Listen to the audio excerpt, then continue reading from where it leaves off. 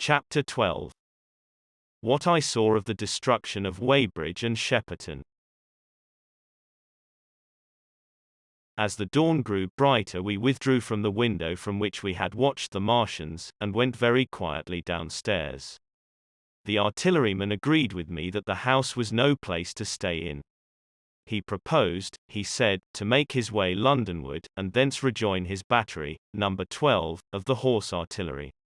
My plan was to return at once to Leatherhead, and so greatly had the strength of the Martians impressed me that I had determined to take my wife to Newhaven, and go with her out of the country forthwith.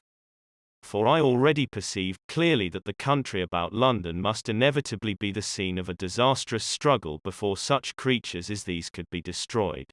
Between us and Leatherhead, however, lay the third cylinder, with its guarding giants. Had I been alone, I think I should have taken my chance and struck across country. But the artilleryman dissuaded me. It's no kindness to the right sort of wife, he said, to make her a widow. And in the end I agreed to go with him, under cover of the woods, northward as far as Street Cobham before I parted with him. Thence I would make a big detour by Epsom to reach Leatherhead. I should have started at once, but my companion had been in active service and he knew better than that. He made me ransack the house for a flask, which he filled with whiskey, and we lined every available pocket with packets of biscuits and slices of meat.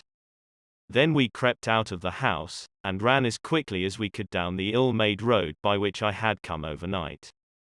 The houses seemed deserted. In the road lay a group of 3 charred bodies close together, struck dead by the heat ray, and here and there were things that people had dropped, a clock, a slipper, a silver spoon, and the like poor valuables. At the corner turning up towards the post office a little cart, filled with boxes and furniture, and horseless, heeled over on a broken wheel. A cash box had been hastily smashed open and thrown under the debris. Except the lodge at the orphanage, which was still on fire, none of the houses had suffered very greatly here. The heat ray had shaved the chimney tops and passed.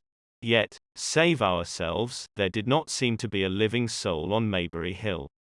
The majority of the inhabitants had escaped, I suppose, by way of the old Woking road, the road I had taken when I drove to Leatherhead, or they had hidden. We went down the lane, by the body of the man in black, sodden now from the overnight hail, and broke into the woods at the foot of the hill. We pushed through these towards the railway without meeting a soul. The woods across the line were but the scarred and blackened ruins of woods. For the most part the trees had fallen, but a certain proportion still stood, dismal grey stems, with dark brown foliage instead of green. On our side the fire had done no more than scorch the nearer trees. It had failed to secure its footing. In one place the woodman had been at work on Saturday. Trees, felled and freshly trimmed, lay in a clearing, with heaps of sawdust by the sawing machine and its engine. Hard by was a temporary hut, deserted. There was not a breath of wind this morning, and everything was strangely still. Even the birds were hushed, and as we hurried along I and the artilleryman talked in whispers and looked now and again over our shoulders. Once or twice we stopped to listen. After a time we drew near the road, and as we did so we heard the clatter of hoofs and saw through the tree stems 3 cavalry soldiers riding slowly towards Woking. We hailed them, and they halted while we hurried towards them. It was a lieutenant and a couple of privates of the 8th Hussars, with a stand like a theodolite, which the artilleryman told me was a heliograph. "You are the first men I've seen coming this way this morning," said the lieutenant. "What's brewing?" His voice and face were eager. The men behind him stared curiously. The artilleryman jumped down the bank into the road and saluted. "Gun destroyed last night, sir. Have been hiding. Trying to rejoin battery, sir. You'll come in sight of the Martians, I expect, about half a mile along this road." "What the dickens are they like?" asked the lieutenant. "Giants in armor, sir. 100 feet high, 3 legs and a body like aluminium, with a mighty great head in a hood, sir." "What confounded nonsense," said the lieutenant. You'll see, sir. They carry a kind of box, sir, that shoots fire and strikes you dead. What do ye mean, a gun? No, sir, and the artilleryman began a vivid account of the heat ray. Halfway through, the lieutenant interrupted him and looked up at me. I was still standing on the bank by the side of the road. It's perfectly true, I said. Well, said the lieutenant, I suppose it's my business to see it too. Look here, to the artilleryman. We're detailed here clearing people out of their houses. You'd better go along and report yourself to Brigadier General Marvin, and tell him all you know. He's at Weybridge. Know the way? I do, I said, and he turned his horse southward again. Half a mile, you say, said he. At most, I answered, and pointed over the treetops southward.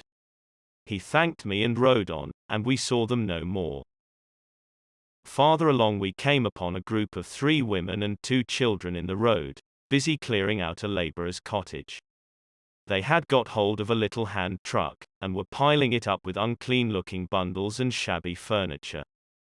They were all too assiduously engaged to talk to us as we passed. By Byfleet Station we emerged from the pine trees, and found the country calm and peaceful under the morning sunlight. We were far beyond the range of the heat ray there, and had it not been for the silent desertion of some of the houses, the stirring movement of packing in others, and the knot of soldiers standing on the bridge over the railway and staring down the line towards Woking, the day would have seemed very like any other Sunday. Several farm wagons and carts were moving creakily along the road to Addlestone, and suddenly through the gate of a field we saw, across a stretch of flat meadow, 6 12-pounders standing neatly at equal distances pointing towards Woking. The gunners stood by the guns waiting, and the ammunition wagons were at a businesslike distance. The men stood almost as if under inspection. That's good, said I. They will get one fair shot, at any rate.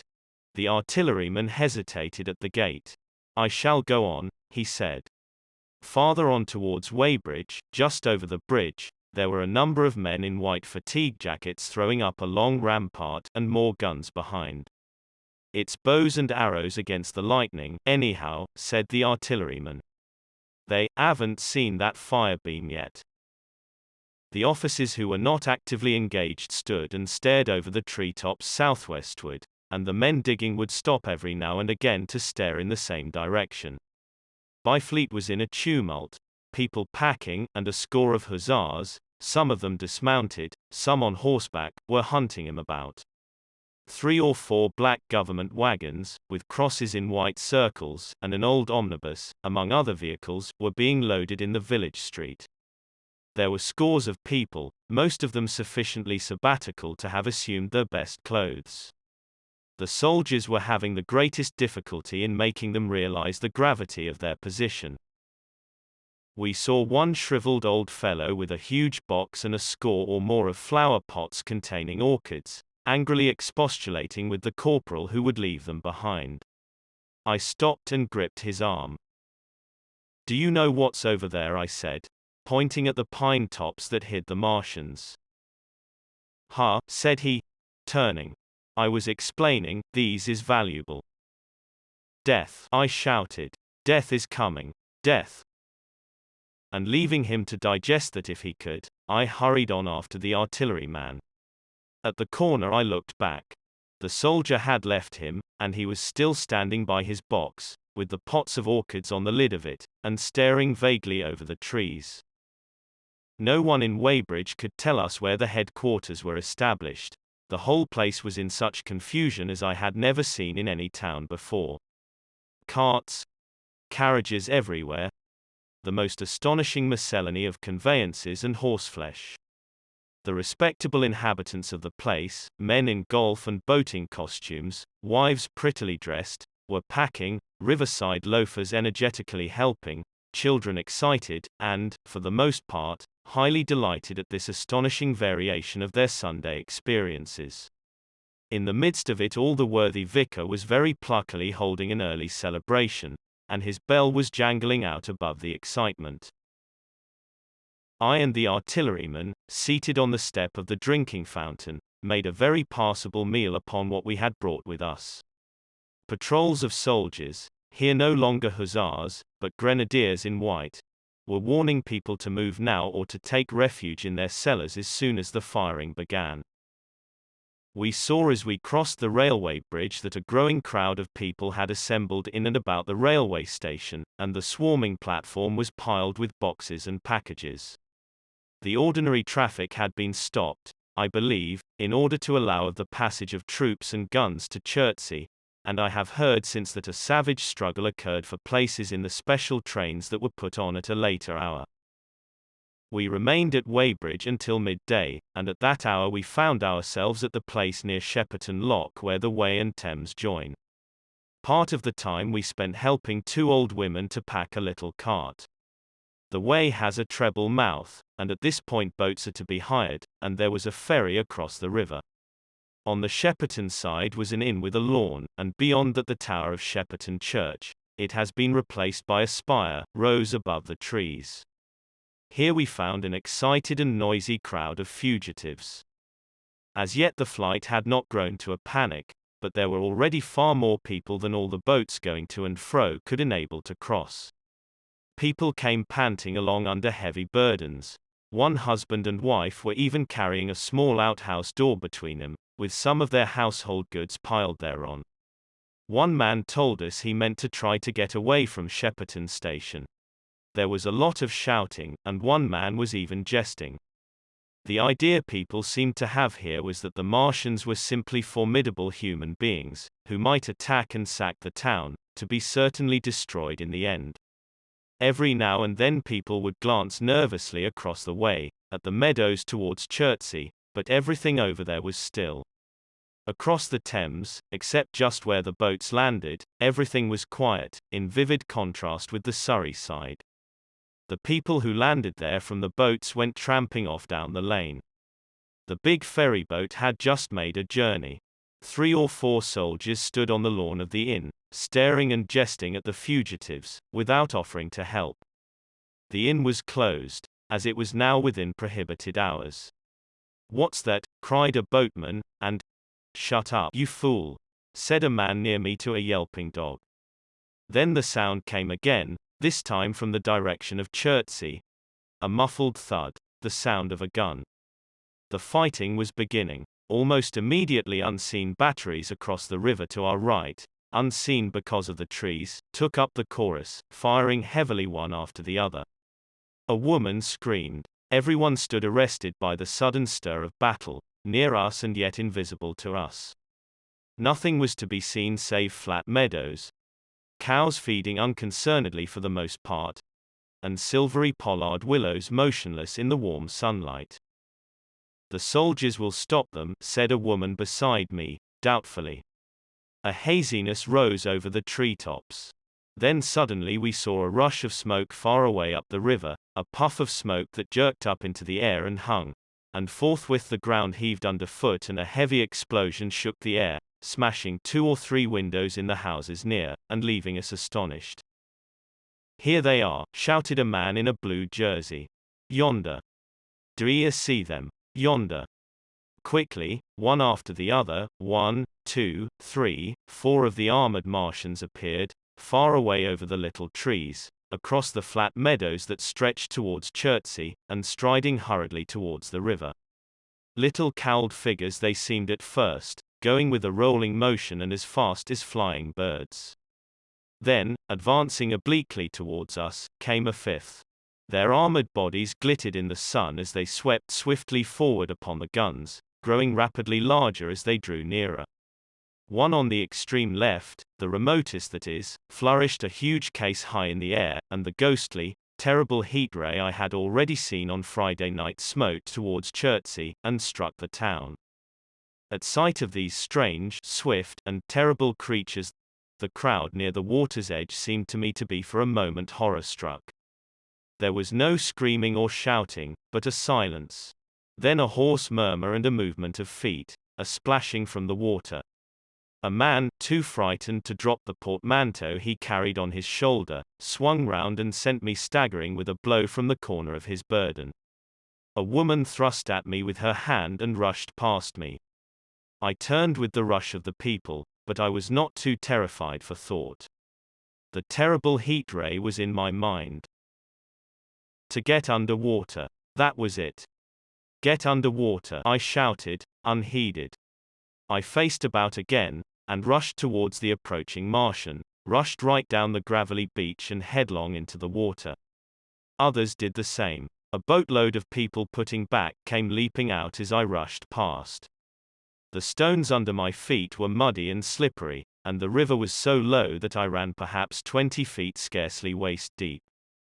Then, as the Martian towered overhead scarcely a couple of 100 yards away, I flung myself forward under the surface.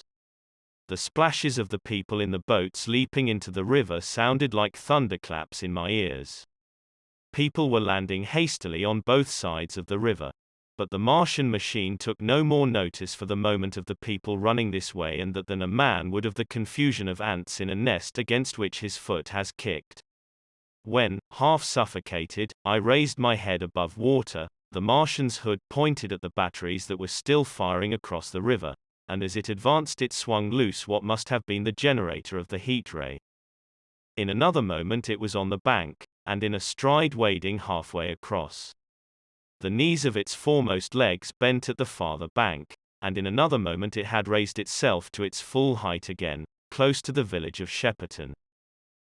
Forthwith the 6 guns which, unknown to anyone on the right bank, had been hidden behind the outskirts of that village, fired simultaneously. The sudden near concussion, the last close upon the first, made my heart jump. The monster was already raising the case generating the heat ray as the first shell burst 6 yards above the hood. I gave a cry of astonishment. I saw and thought nothing of the other 4 Martian monsters. My attention was riveted upon the nearer incident. Simultaneously 2 other shells burst in the air near the body as the hood twisted round in time to receive, but not in time to dodge, the 4th shell. The shell burst clean in the face of the thing. The hood bulged, flashed, was whirled off in a dozen tattered fragments of red flesh and glittering metal. Hit! Shouted I, with something between a scream and a cheer. I heard answering shouts from the people in the water about me. I could have leaped out of the water with that momentary exultation. The decapitated colossus reeled like a drunken giant, but it did not fall over. It recovered its balance by a miracle, and, no longer heeding its steps and with the camera that fired the heat ray now rigidly upheld, it reeled swiftly upon Shepperton. The living intelligence, the Martian within the hood, was slain and splashed to the 4 winds of heaven, and the thing was now but a mere intricate device of metal whirling to destruction. It drove along in a straight line, incapable of guidance. It struck the tower of Shepperton Church, smashing it down as the impact of a battering ram might have done, swerved aside, blundered on and collapsed with tremendous force into the river out of my sight. A violent explosion shook the air, and a spout of water, steam, mud, and shattered metal shot far up into the sky. As the camera of the heat ray hit the water, the latter had immediately flashed into steam. In another moment a huge wave, like a muddy tidal bore but almost scaldingly hot, came sweeping round the bend upstream. I saw people struggling shorewards, and heard their screaming and shouting faintly above the seething and roar of the Martian's collapse. For a moment I heeded nothing of the heat, forgot the patent need of self-preservation. I splashed through the tumultuous water, pushing aside a man in black to do so, until I could see round the bend. Half a dozen deserted boats pitched aimlessly upon the confusion of the waves. The fallen Martian came into sight downstream, lying across the river, and for the most part submerged. Thick clouds of steam were pouring off the wreckage, and through the tumultuously whirling wisps I could see, intermittently and vaguely, the gigantic limbs churning the water and flinging a splash and spray of mud and froth into the air. The tentacles swayed and struck like living arms, and, save for the helpless purposelessness of these movements, it was as if some wounded thing were struggling for its life amid the waves. Enormous quantities of a ruddy brown fluid were spurting up in noisy jets out of the machine. My attention was diverted from this death flurry by a furious yelling, like that of the thing called a siren in our manufacturing towns. A man, knee-deep near the towing path, shouted inaudibly to me and pointed. Looking back, I saw the other Martians advancing with gigantic strides down the riverbank from the direction of Chertsey. The Shepperton guns spoke this time unavailingly. At that I ducked at once under water, and, holding my breath until movement was an agony, blundered painfully ahead under the surface as long as I could. The water was in a tumult about me, and rapidly growing hotter. When for a moment I raised my head to take breath and throw the hair and water from my eyes, the steam was rising in a whirling white fog that at first hid the Martians altogether. The noise was deafening. Then I saw them dimly, colossal figures of grey, magnified by the mist. They had passed by me, and two were stooping over the frothing, tumultuous ruins of their comrade. The third and fourth stood beside him in the water, one perhaps 200 yards from me, the other towards Lallium. The generators of the heat rays waved high, and the hissing beams smote down this way and that. The air was full of sound, a deafening and confusing conflict of noises, the clangorous din of the Martians, the crash of falling houses, the thud of trees, fences, sheds flashing into flame, and the crackling and roaring of fire. Dense black smoke was leaping up to mingle with the steam from the river, and as the heat ray went to and fro over Weybridge its impact was marked by flashes of incandescent white, that gave place at once to a smoky dance of lurid flames. The nearer houses still stood intact, awaiting their fate, shadowy, faint and pallid in the steam, with the fire behind them going to and fro. For a moment perhaps I stood there, breast high in the almost boiling water, dumbfounded at my position, hopeless of escape. Through the reek I could see the people who had been with me in the river scrambling out of the water through the reeds, like little frogs hurrying through grass from the advance of a man, or running to and fro in utter dismay on the towing path. Then suddenly the white flashes of the heat ray came leaping towards me. The houses caved in as they dissolved at its touch, and darted out flames. The trees changed to fire with a roar. The ray flickered up and down the towing path, licking off the people who ran this way and that, and came down to the water's edge not 50 yards from where I stood. It swept across the river to Shepperton, and the water in its track rose in a boiling wheel crested with steam. I turned shoreward. In another moment the huge wave, well nigh at the boiling point, had rushed upon me. I screamed aloud, and scalded, half-blinded, agonized, I staggered through the leaping, hissing water towards the shore. Had my foot stumbled, it would have been the end. I fell helplessly, in full sight of the Martians, upon the broad, bare gravelly spit that runs down to mark the angle of the Wey and Thames. I expected nothing but death. I have a dim memory of the foot of a Martian coming down within a score of yards of my head, driving straight into the loose gravel, whirling it this way and that and lifting again. Of a long suspense, and then of the four carrying the debris of their comrade between them, now clear and then presently faint through a veil of smoke, receding interminably, as it seemed to me, across a vast space of river and meadow. And then, very slowly, I realized that by a miracle I had escaped.